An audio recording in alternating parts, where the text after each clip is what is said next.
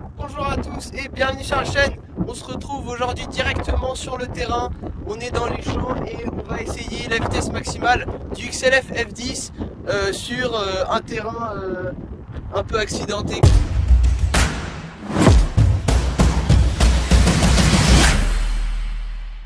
Et donc j'ai mis les paddle tires pour avoir plus de traction et plus de vitesse max.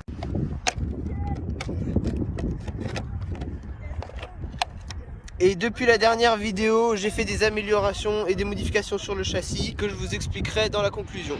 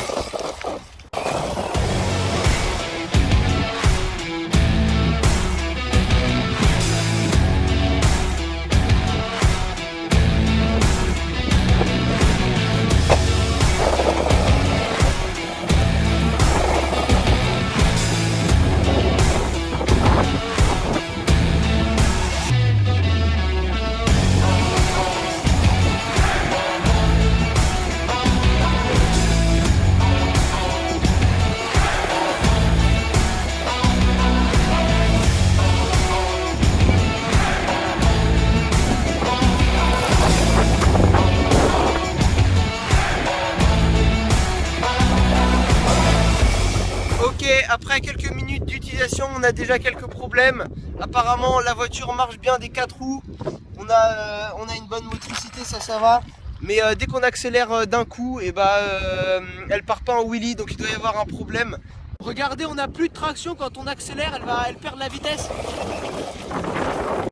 On a dû abîmer les engrenages du différentiel arrière.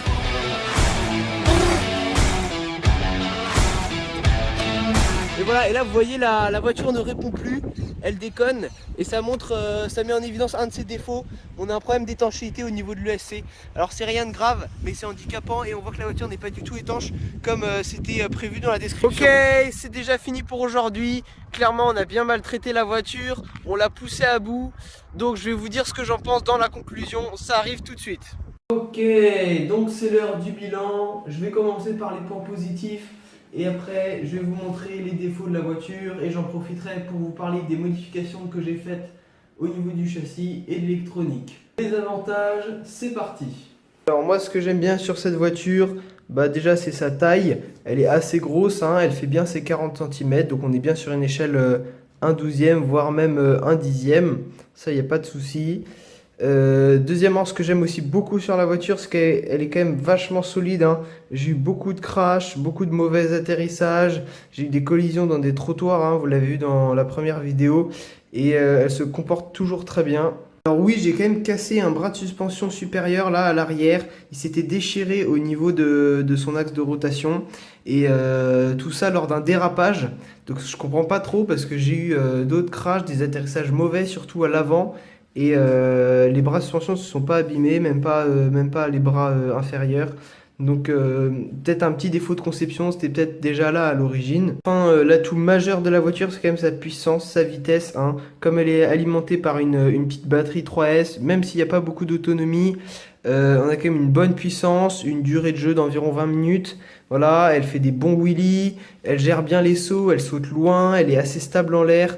Donc niveau puissance, stabilité, couple, on est parfait. Pas mal aussi, c'est d'avoir ces pneus hydroplanes en plus des pneus classiques. Pneus classiques qui sont déjà bien abîmés, hein. J'ai plus beaucoup d'adhérence, mais ça m'étonne pas trop clairement. Ils sont très très mous et puis un composant pas incroyable. Mais le fait d'avoir des pneus hydroplanes comme ça donne beaucoup de couple, beaucoup de puissance en tout terrain et comme vous l'avez vu, on peut faire des wheelies même sur du gravier, donc ça c'est sympa. Alors j'ai déjà fini pour les avantages, donc on va passer tout de suite aux inconvénients. La première des choses que je reproche à cette voiture, c'est son électronique. Vraiment, on n'est pas au top. L'ESC n'est pas du tout étanche, alors que cette voiture est censée pouvoir rouler sur l'eau. Donc là, il y a un petit problème. Alors c'est peut-être que sur mon modèle que ça fait le coup, je ne sais pas trop. Mais vous l'avez bien vu au contact de l'eau. Bon, j'y suis allé peut-être un peu fort, mais même sur des éclaboussures, s'il y a vraiment de l'eau qui pénètre dans l'ESC, eh ben on a des problèmes de connexion, le cerveau qui bug, le moteur qui marche plus. Deuxième chose, comme vous le voyez, j'ai mis du Chatterton et même du fil de fer sur le câblage moteur. Pourquoi? Et bah, tout simplement parce que les fils du moteur sont vraiment pas ouf. Ils sont fragiles. Donc en fait le câble c'est barré en fait tout simplement des fiches de connexion. Donc c'est pour ça que j'ai fait du raccommodage un peu bizarre avec du Chatterton. J'ai pas voulu faire de la soudure, je prends pas de risque. Donc de temps en temps, sur des atterrissages un peu durs par exemple, et bah, les câbles sautent et du coup mon moteur et bah, n'avance plus. Donc c'est assez embêtant, mais heureusement ça n'arrive pas trop souvent. Dernier défaut, et bah, c'est la conception originelle de la voiture avec ce sorte de châssis protégé. Là vous voyez bien, je l'ai enlevé en fait, je l'ai découpé. J'ai bricolé aussi un compartiment batterie un peu bizarre. En tout cas ça tient. Mais ce que j'aimais pas avec cette cloison protectrice, c'est déjà la batterie était difficile à mettre. Deuxièmement, le capot de batterie ne tenait pas bien du tout. Et même si on ne faisait que renverser la voiture, et bah, la batterie pouvait s'en aller, voire se débrancher. Voilà, donc c'était pas au top. Et en plus ça, ici ne permettait pas de ventiler le moteur, c'est pour ça que j'ai supprimé. Heureusement elle est cassée hein, pour le moment. J'ai un problème au niveau du différentiel, je pense qu'il est cassé. C'est pas une histoire de pignon de transmission parce que vous voyez la voiture est toujours en 4 roues motrices. Donc ça il n'y a pas de problème. Mais j'avais remarqué que dans le différentiel on avait des pignons qui bougeaient. Donc c'est peut-être ça qui coince, qui bloque, je sais pas trop. Je vais démonter, racheter les pièces nécessaires. Globalement moi j'en suis content. Et je vais la garder comme voiture principale, voilà, parce que honnêtement je l'aime bien. C'est un peu mon coup de cœur, hein, c'est pour ça que je l'ai acheté. J'aime bien le style, la taille, un truggy comme ça, c'est pas mal. Pour 140 €, brushless avec une batterie 3S, c'est ce que j'aime bien sur cette voiture. Et puis je vais essayer de faire une dernière vidéo sur cette voiture. On ira au bike park et on filmera l'Extreme Bash. Ça va être sympa, j'y suis déjà allé 2 fois et vraiment ça vaut le coup. C'est sympa, la voiture a de la puissance, on peut faire des backflips, on saute haut, loin, donc vraiment c'est parfait. Et pour ce qui est des prochains reviews, des prochains unboxings et des prochains tests, sachez que le Rustler a de gros problèmes. Malo envisage de s'acheter un Arma 3S, c'est un bon choix, mais il va falloir l'argent. Et moi j'ai craqué pour le nouveau UJ Airtoys UJ99 G107 de Banggood. Un modèle d'une marque pas connue mais qui a l'air sympa. J'ai vu châssis métal, des plutôt bonnes caractéristiques à un prix à peu près raisonnable. Donc normalement l'unboxing et le test arrivent bientôt sur la chaîne. Donc si tu veux rien rater, abonne-toi, partage pour nous soutenir, c'est toujours ça et ça nous fait plaisir.